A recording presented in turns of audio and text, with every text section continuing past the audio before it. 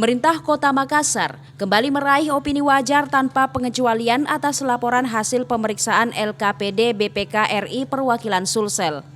Capaian tersebut merupakan kali kedua di era kepemimpinan Dani Fatma. Hal ini disampaikan saat penyerahan laporan hasil pemeriksaan LKPD di kantor BPK RI Perwakilan Sulsel Rabu 17 Mei 2023.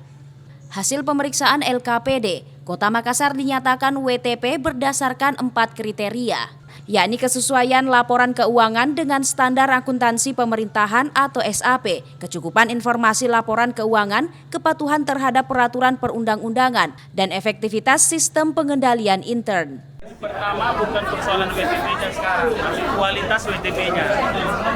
Catatan kali ini, catatan yang saya kira terjangkau dalam ketaatan kita, sehingga kita harus misalnya ada penggunaan puskesmas.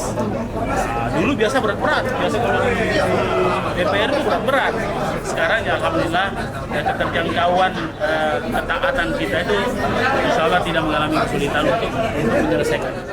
Meskipun dinyatakan opini wajar tanpa pengecualian, tim pemeriksa juga menemukan masalah-masalah yang menjadi catatan, yakni pemerintah daerah belum merevisi kebijakan akuntansi yang memuat properti investasi sesuai PSAP 17 tahun 2020, sehingga belum menyajikan aset properti investasi di neraca. Penganggaran PAD belum didasarkan potensial yang senyatanya. Kemudian penetapan target retribusi pelayanan persampahan dan kebersihan belum berdasarkan data yang akurat. Kemudian pemuktahiran database, pemeriksaan, penagihan dan pengawasan dalam rangka optimalisasi pajak daerah dan retribusi daerah belum sepenuhnya dilakukan. Ira, Fajar TV dan Fajar Radio melaporkan.